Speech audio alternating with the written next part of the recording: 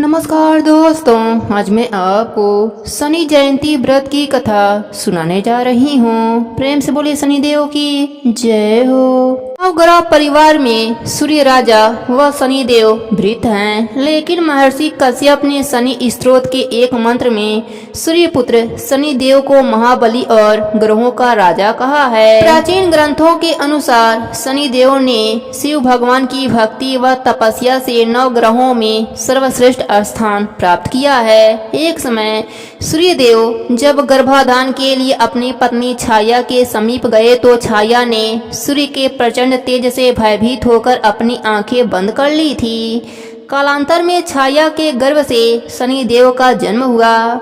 शनि के श्याम वर्ण को देखकर सूर्य ने अपनी पत्नी छाया पर यह आरोप लगाया कि शनि मेरा पुत्र नहीं है। तभी से शनि अपने पिता सूर्य से शत्रुता रखते हैं। शनिदेव ने अनेक वर्षों तक भूखे प्यासे रहकर शिव जी की आराधना करी तथा घोर तपस्या से अपनी देह को दग्ध कर लिया था। तब शनिदेव की भक्ति से प्रसन्न होकर शिव जी ने शनिदेव से वरदान मांगने को कहा। शनिदेव जी ने प्रार्थना करी, युगों युगों से मेरी माँ छाया की पराजय होती रही है। उसे मेरे पिता सूर्य द्वारा बहुत अपमानित व प्रताड़ित किया गया है। इसलिए मेरी माता की इच्छा है कि मैं शनिदेव अपने पिता से भी ज्यादा शक्तिशाली व पूज्य बनूं।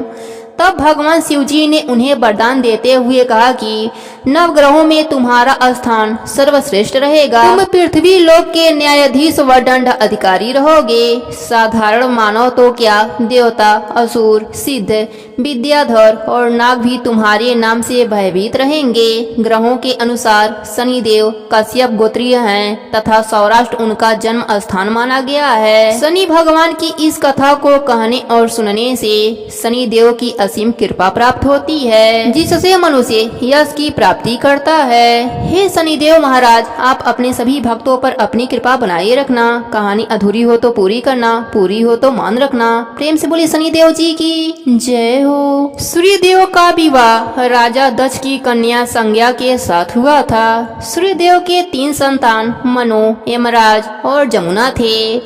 पौराणिक कथा के अनुसार एक बार संज्ञा ने अपने पिता दक्ष से सूर्य के तेज उससे होने वाली दिक्कत के बारे में बताया, लेकिन राजा दक्ष ने अपनी पुत्री के बात पर ध्यान नहीं दिया और उन्होंने कहा कि तुम सूर्य देवता की अर्धांगिनी हो। पिता के ऐसा कहने पर संज्ञा ने अपने तपोबल से अपनी छाया को प्रकट किया।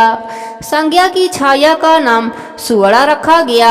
आगे चलकर सूर्यदेव की पत्नी संज्ञा की छाया के गर्भ से शनिदेव जी का जन्म हुआ। भगवान शनि देवता का वर्ण बेहद श्याम था, लेकिन जब सूर्य देवता को इस बात का पता चला कि सुवड़ा उनकी अर्धांगिनी नहीं है तो सूर्यदेव शनिदेव को अपना पुत्र मानने से इनकार कर दिया। इससे शनिदेव कुपित हो गए और उनकी दृष्टि सूर्यदेव पर पड़ी, जिसकी वजह से सूर्यदेव काले पड़ गए और संस्कार में अंधकार छाने लगा। परेशान होकर सूर्य देवता भगवान शिव जी के शरण में गए। तब शिव जी ने उन्हें छाया से क्षमा मांगने को कहा।